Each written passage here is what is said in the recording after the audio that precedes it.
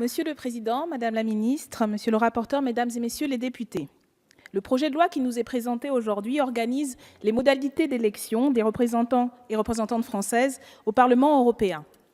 Il intervient à un moment où la démocratie européenne, justement, se trouve dans un bien triste état.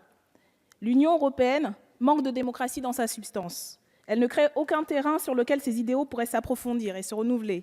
Elle favorise la cupidité financière et les égoïsmes nationalistes et n'offre pas d'horizon commun d'émancipation collective, de développement mutuel au service de l'intérêt général et de la protection de l'écosystème.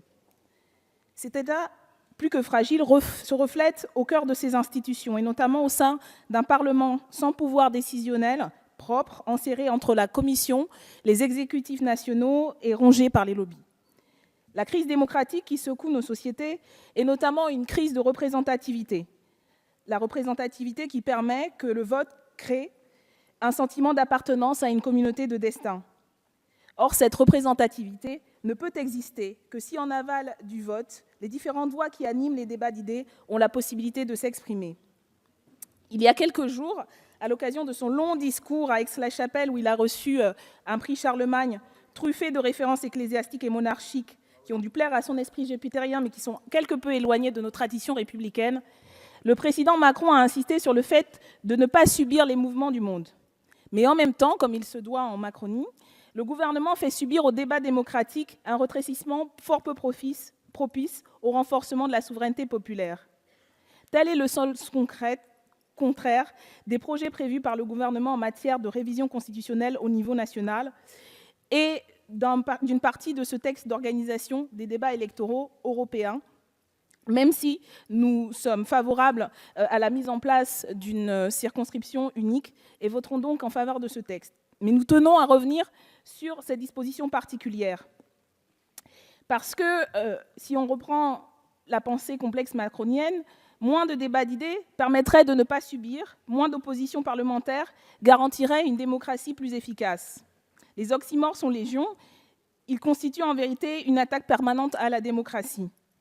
Or, la démocratie représentative et son corollaire font partie des idéaux fondateurs européens. Ils impliquent le contrôle efficace d'un exécutif par la possibilité de la contradiction et permettent ce contradictoire par l'organisation d'un débat d'idées équitable. Voilà pourquoi, si nous sommes, comme je l'avais dit, favorables à ce texte, parce qu'il permet une organisation qui nous semble positive globalement, nous nous opposons à la disposition de son article 2, qui aura pour effet de réduire le temps de parole des groupes parlementaires d'opposition.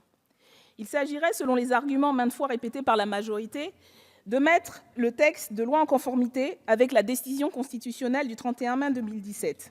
C'est, selon nous, un argument de façade. Le Conseil d'État avait critiqué les dispositions actuelles et proposé une autre répartition que le gouvernement a écartée. Le Conseil constitutionnel lui-même, dans le commentaire qu'il a produit sur la décision précitée, disait « Sans doute est-il légitime de tenir compte de l'audience des partis de groupements principaux. Encore faut-il que le vœu d'un regroupement en grande tendance ne prédomine pas sur la nécessité de ne pas entraver l'émergence de nouveaux courants politiques. » La République en marche se comporte donc avec ce texte exactement comme les partis du vieux monde dont elle contestait l'hégémonie. Elle veut, maintenant qu'elle est au pouvoir, l'inverse exact de ce qu'elle défendait pendant sa conquête, ou devrions-nous dire son hold-up du pouvoir. Cela révèle une certaine insécurité sur sa capacité à convaincre. Car si les ambitions que la majorité a pour l'Europe trouvaient une résonance chez les citoyens et les citoyennes, celles et ceux-ci n'auraient aucun mal à voter pour son projet. Mais l'Union européenne qu'Emmanuel Macron, son gouvernement et la majorité actuelle défendent rentre trop souvent en contradiction avec ce que le projet européen avait la volonté d'être, avec ce qu'il devrait être aujourd'hui pour les peuples d'Europe et pour le reste du monde. Essayer par des démarches technocratiques politiciennes de freiner un débat nécessaire sur l'avenir du commun européen, c'est tenter vainement de ralentir la chute d'un monde qui a échoué à réaliser le rêve de souveraineté et d'émancipation des peuples. Comme nous l'avons déclaré aux côtés de nos camarades de Podemos en Espagne et du bloc de gauche portugais lors du lancement de notre mouvement européen commun et maintenant le peuple, l'heure est arrivée de rompre avec le carcan des traités européens qui imposent l'austérité et favorisent le dumping fiscal et social. L'heure est arrivée que celles et ceux qui croient en la démocratie franchissent une nouvelle étape pour rompre cette spirale inacceptable.